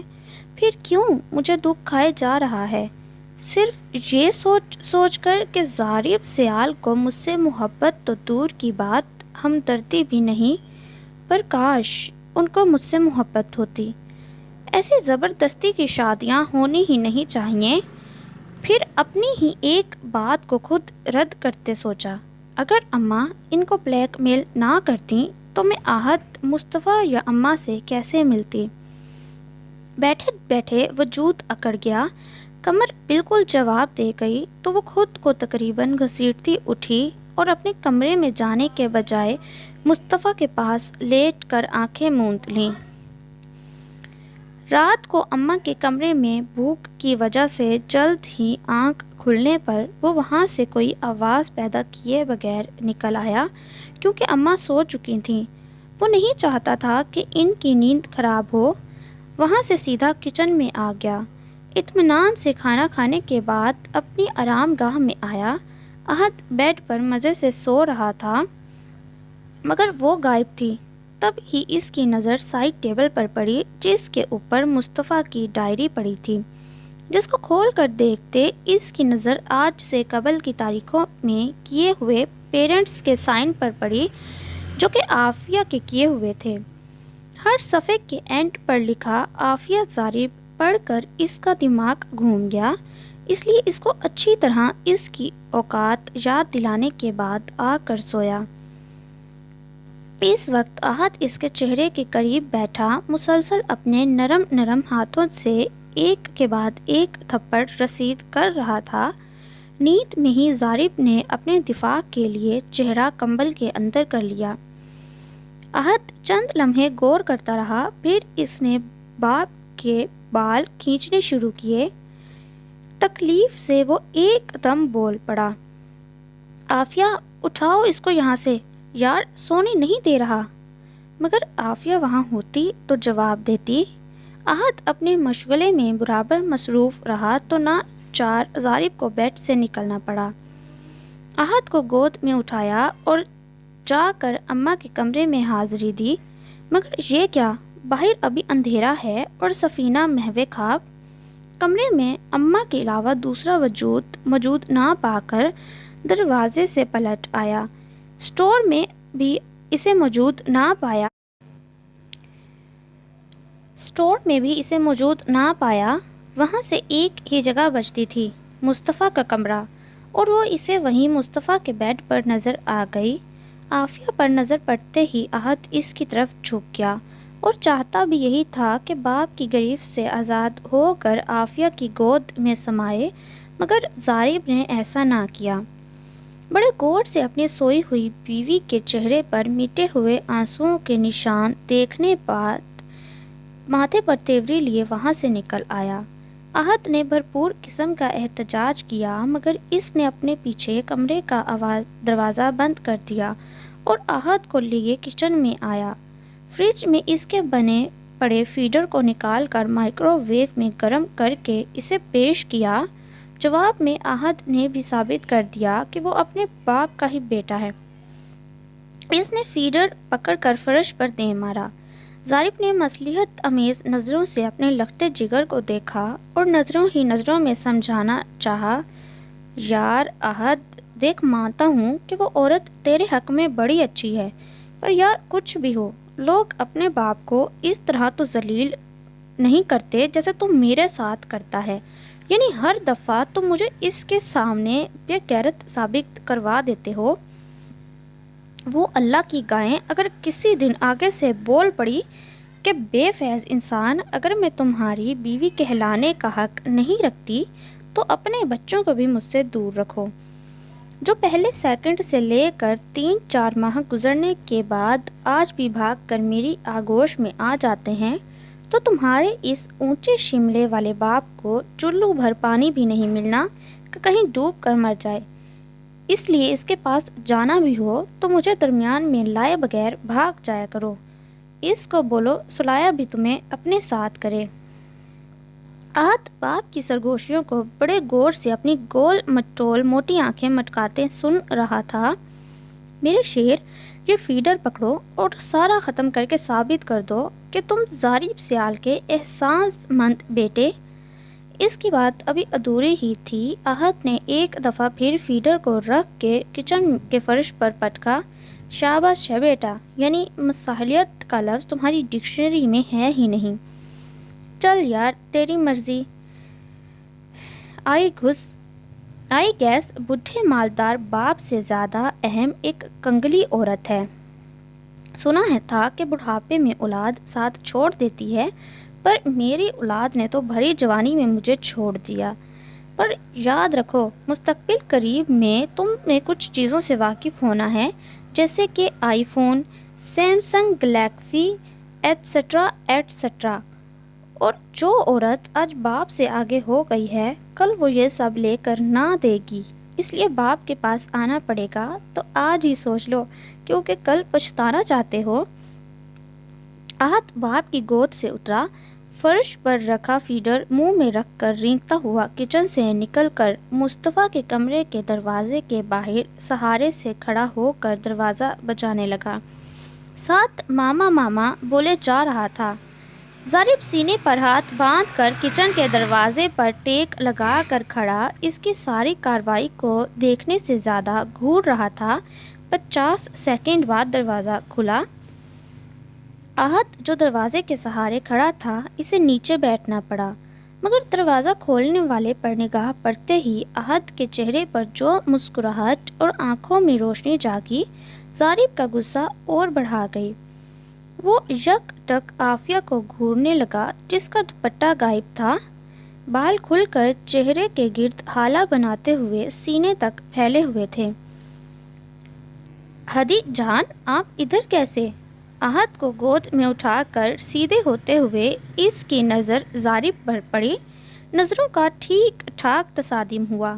گہری نیند سے اٹھنے اور دوسرا روتے رہنے کی وجہ سے آنکھوں میں سرخی بھری تھی۔ اور دوسری طرف ریڑھ کی ہڈی تک اترتی سرد آنکھیں۔ عافیہ نے نظر چرا کر واپس اندر جانا چاہا، مگر ابھی مڑی ہی تھی جب ظریف کے آواز نے قدم روک دیے۔ مصطفیٰ کا بیڈ سنگل ہے، تم تینوں کے لیے کافی نہیں، اس کو ادھر لے جاؤ جہاں یہ سویا ہوا تھا۔ عافیہ کے دل میں سرد تیر پیوست ہوتا محسوس ہوا۔ کیا تھا جو کہہ دیتا کہ اپنے کمرے میں جاؤ؟ اب اس بات میں سر ہلایا، مڑ کر ظریف کی جانب دیکھے بغیر اپنے کمرے میں بڑھ گئی۔ سر درد سے پھٹ رہا تھا، مگر آنسو ایک دفعہ پھر نکل آئے۔ کمرے میں نائٹ بلب کی روشنی میں بیڈ پر اپنی مخصوص جگہ پر لیٹتی ہاتھ کو سینے سے لگا کر اپنے پہلو میں لٹایا، جو اب بالکل سکون میں تھا، فیڈر پیتے پیتے ہی سو گیا۔ وہ خود بھی آنسو بہاتی بناتی غنودگی میں چلی گئی۔ اماں، ظریف مجھے پسند نہیں کرتے۔ وہ جو ابھی آ کر لیٹا ہی تھا، سرگوشی سنی اور چونک کر متوجہ ہوا۔ وہ سوتے میں بڑبڑا رہی تھی، میرا دل کرتا ہے مر جاؤں۔ وہ اپنی جگہ سے اٹھ بیٹھا، ہاتھ بڑھا کر لیمپ جلایا، پھر عافیہ کا جائزہ لیا۔ آیا جان بوجھ کر اسے سنانے کے لیے کہہ رہی ہے یا؟ وہ مکمل نیند میں تھی، مگر آنکھ سے پانی بہہ رہا تھا۔ کچھ دیر خاموشی سے اس کو دیکھتا رہا، پھر واپس لیٹ گیا۔ کچھ لوگوں سے کبھی محبت نہیں کرتا کوئی بھی۔ جتنا مدھم کمرے میں اجالا تھا، اتنی ہی مدھم سرگوشیاں تھیں۔ بھائیوں نے بھی مجھے جیتے جی مار دیا۔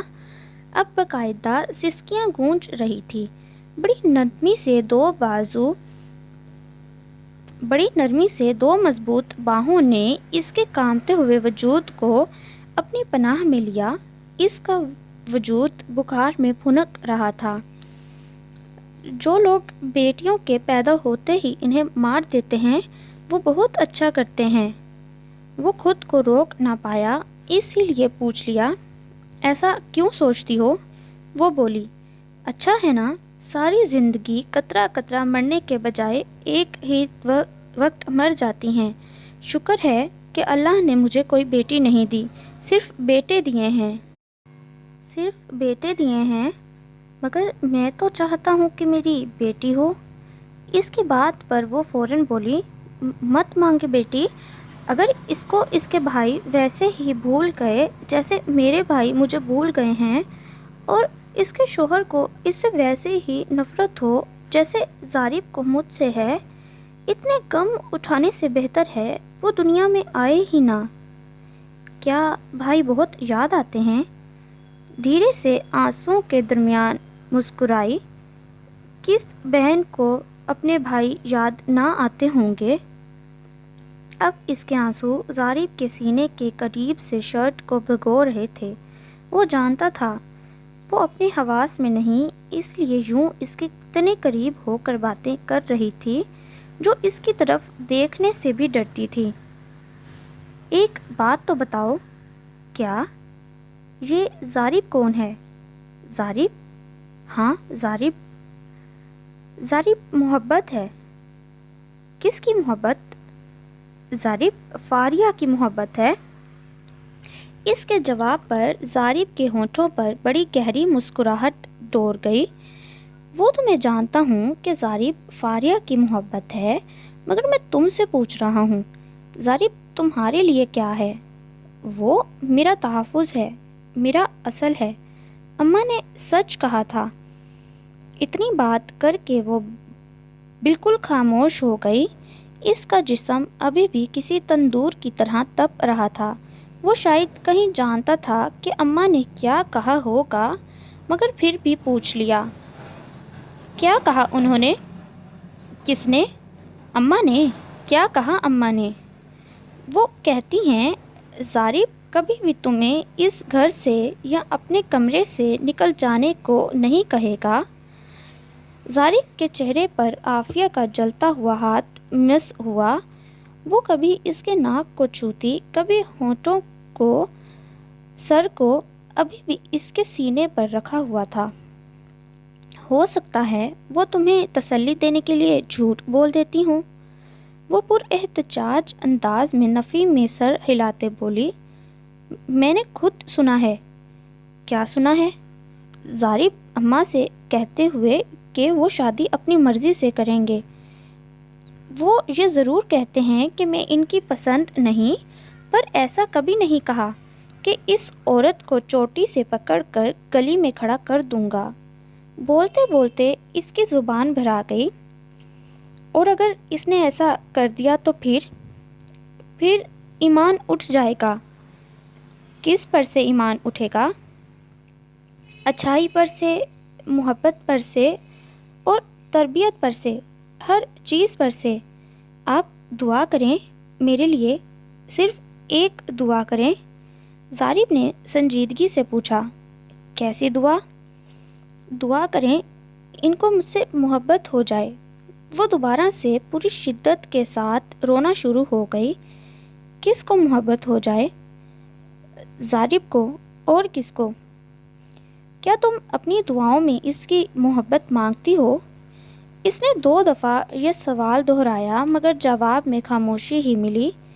اس نے بڑی مشکل سے 2 گولیاں پانی میں پیس کر اس کے حلق سے گزاری اور اچھی طرح کور اڑا کر باہر نکل آیا۔ آنکھ کھلنے پر جو چیز سب سے پہلے دماغ نے کیچ کی وہ تھا اندھیرا کمرہ، سارا اندھیرے میں ڈوبا ہوا تھا، اور دوسری پن ڈراپ خاموشی۔ اس نے بستر ہٹا کر کروٹ لی، تب ہی سفینہ کی توجہ اس کی جانب ہوئی۔ وہ اپنی ویل چیئر پر اس کے بیڈ کے بالکل قریب بیٹھی ٹی وی دیکھ رہی تھیں، جس کو عافیہ کے آرام کی خاطر میوٹ رکھا گیا تھا۔ میرا بچہ اٹھ گیا؟ سفینہ کے لہجے میں بلا کی نرمی اور شفقت تھی۔ آپ یہاں؟ وقت کیا ہوا ہے اماں؟ اور آہت کدھر گیا؟ ادھر میرے پاس ہی تو سویا تھا۔ سفینہ نے سائیڈ سے ایک ساتھ 2-3 بٹن آن کیے، کمرہ روشنی سے بھر گیا۔ میری جان، پہلے مجھے یہ بتاؤ کیسا محسوس کر رہی ہو؟ اس نے تعجب سے سفینہ کو دیکھا، وہ اور اپنی جگہ سے اٹھنے کی کوشش کی مگر سفینہ نے روک دیا۔ ارے لیٹی رہو آرام سے، جانتی بھی ہو کل سے ہوش و حواس سے بیگانی پڑی ہو، خبردار۔ پاؤں بھی بستر سے اتارا۔ اس کی نظریں میں کانکی انداز میں کلاک کی جانب گئیں۔ 5 بج رہے تھے مگر وہ اندازہ نہ کر پائی دن کے یا رات کے۔ مگر اماں میں تو بالکل ٹھیک ہوں، پھر اتنی دیر کیوں سوتی رہی؟ چندہ تمہیں بخار ہے، ڈاکٹر کل سے 2 دفعہ دیکھ کر جا چکا ہے۔ دوا تو تم کھا نہیں رہی تھی، اس لیے اس نے ڈرپ لگا دی، کہہ کر گیا کہ 6 بجے سے پہلے ہوش آ جائے گا، اور دیکھو کتنا کرم ہوا، تم ہوش میں آ گئی۔ اس نے اٹھنے کی کوشش کی ہی کہ سر فٹ بال کی گیند کی طرح گھومتا محسوس ہوا۔ بچے کدھر ہیں؟ مصطفیٰ اسکول سے آ گیا یا ابھی جانا ہے؟ میں نے تو اس کا لنچ بھی نہیں بنایا۔ سفینہ نے اس کے سر پر ہاتھ کا دباؤ ڈال کر واپس سرہانے پر رکھا اور ہاتھ اس کی پیشانی پر رہنے دیا۔ مصطفیٰ کب کا اسکول سے آ گیا ہے؟ آج تو وہ اسکول جانا ہی نہیں چاہتا تھا، باپ نے زبردستی کی، پھر بھی منہ پھلا کر ہی گیا تھا۔ کہتا ہے جب تک پری نہیں جاگتی اسکول نہیں جاؤں گا۔ دوسرے تمہارے لاڈلے نے باپ کی اگلی پچھلی ساری توبہ کروا دی ہے، ابھی بھی ظریف کے ساتھ کسی ریسٹورنٹ سے کھانا لینے گئے ہیں۔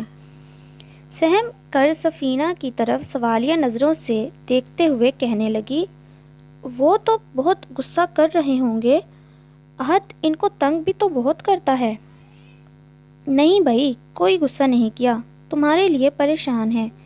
اس نے بے یقینی سے اماں کی جانب دیکھا۔ اس سے پہلے کچھ کہتی باہر کا دروازہ کھلنے کے ساتھ ہی مصطفیٰ اور احد کی آوازیں آنا شروع ہو گئیں۔ 2 منٹ بعد تینوں باپ بیٹا کمرے کے اندر تھے۔ ظریف نے احد کے ساتھ ساتھ کچھ بیگز اٹھا رکھے تھے۔ پری آپ جاگ گئیں؟ مصطفیٰ اسے ٹیک لگا کر نیم دراز دیکھ کر ہاتھ میں پکڑے بیگ فرش پر پھینک کر بھاگتا ہوا اس کی کھلی باہوں میں سما گیا۔ میں نے آپ کو بہت مس کیا، میں بہت پریشان ہو گیا تھا، آپ کو اتنی آوازیں دیں مگر آپ نے آنکھیں نہیں کھولیں اور پتہ نہیں کیا کیا بولتے روئے جاتی. میں ڈر گیا تھا پری. اس کا چہرہ اپنے دونوں ہاتھوں میں لے کر براہ راست اس کی آنکھوں میں دیکھ کر بتا رہا تھا. باہر سے آنے کی وجہ سے اس کے ہاتھ ٹھنڈے تھے جو عافیہ کو بڑا سکون دے گئے، مگر سب سے زیادہ سکون مصطفیٰ کے الفاظ اور اس کی آنکھوں کی سچائی نے دیا. اس کی اپنی آنکھوں میں جگنو جگمگ آ گئے. مصطفیٰ کو سینے سے لگا کر گہرا سانس خارج کیا اور اس کے کان میں سرگوشی کی. یہ دنیا کا خوبصورت ترین اظہار محبت تھا. And I missed you too. Mustafa یار اپنا وزن اوپر رکھو، کہیں محترمہ پھر سے بے ہوش ہوتی ہیں. ظریف کی بات پر مصطفیٰ نے اٹھنا چاہا مگر عافیہ نے اس کو مضبوطی سے اپنے ساتھ لگا رکھا تھا. احد اس کو دیکھ کر رونے لگا. ظریف نے اسے بھی عافیہ کے اوپر ہی ڈال دیا. مصطفیٰ اپنے ہاتھ دھو کر دادوں کے بھی دھلوا دو، میں کچن سے برتن لے آتا ہوں. ظریف کمرے سے نکل گیا. سفینہ نے دوپٹے کے پلو سے اپنی آنکھیں صاف کی اور مسکراتے ہوئے ان تینوں کو دیکھا جو اس طرح ایک دوسرے سے چمٹے تھے جیسے نہ جانے کتنے سالوں کے بچھڑے ہوں. مصطفیٰ باتھ روم سے تولیہ گیلے پانی سے بھگو کر لایا. سفینہ کے ہاتھ پوچھنے کے بعد کھانا ڈش آؤٹ کیا. ظریف عافیہ کو سہارا دے کر باتھ روم تک لے جاؤ، منہ دھو کر چینج کر لے. سفینہ کے کہنے پر اس بات میں سر ہلاتا وہ اس کی جانب آیا. احد کو بیڈ کے درمیان بٹھا دیا. نہیں، اس کی ضرورت نہیں ہے، میں خود چلی جاتی ہوں. ظریف کا بڑا ہوا ہاتھ لینے کے بجائے اس نے سفینہ کو دیکھ کر کہا تو ظریف کو تب چڑھ گئی. دیکھا اماں آپ نے، رسی جل گئی پر بل نہیں گیا. اگر اتنا ہی مدد نہ لینے کا شوق ہے تو خبردار آئندہ اپنے ان بگڑے بچوں کو میرے لیے چھوڑ کر بیمار ہوئیں. اماں کی تیمارداری کے لیے خاص طور پر بیوی لے کر آیا ہوں اور بیوی الٹا مجھ سے تیمارداری کروا رہی ہے. اچھا، اگر 2 دن نیپی بدل دی تو ہم پر کوئی احسان نہیں کیا، اپنے بیٹی کی ہی بدلی ہے. میری بیٹی پر زیادہ روب جھاڑنے کی ضرورت نہیں. سفینہ نے ظریف کا حساب برابر کرنا چاہا، پھر اس سے مخاطب ہوئیں. اٹھو بیٹی، جا کر منہ دھو آؤ تاکہ کچھ کھا سکو. دیکھو ذرا 2 دن میں ہی رنگت کیسی پیلی ہو گئی. جاؤ شاباش. ظریف مدد دیتا ہے. ناچار اسے اٹھنا پڑا اور تب احساس ہوا خود سے تو کھڑا نہیں ہو جا رہا تھا، کہاں باتھ تک جانا. اس نے ظریف کے بڑے ہوئے ہاتھ پر اپنا ہاتھ رکھ دیا اور اپنے چہرے پر پڑنے والی ظریف کی نظروں کے ساتھ ساتھ اس کے وجود سے اٹھتی مسحور کن خوشبو کو اگنور کرتی آگے بڑھ گئی. ظریف اسے باتھ تک چھوڑ کر خود باہر ہی کھڑا ہو گیا. اس نے منہ دھو کر کھلے ہوئے بالوں کو جوڑے کی شکل دی جو اب تک گھونسلہ بن چکے تھے. کیچر میں قید کر کے دانت برش کر کے باہر آئی. ظریف دروازے کے قریب ہی تھا. ایک دفعہ پھر اپنا ہاتھ بڑھایا. عافیہ نے اس کے ہاتھ میں ہاتھ دینے کے بجائے اس دفعہ اس کے بازو کو پکڑ لیا تھا. So listener, that was the end of today's episode. Hope that you like it. Do subscribe if you like. It is the only source of motivation for me. بہت جلد ملتی ہوں ناول کے نئی ایپیسوڈ کے ساتھ. تب تک کے لیے اللہ حافظ.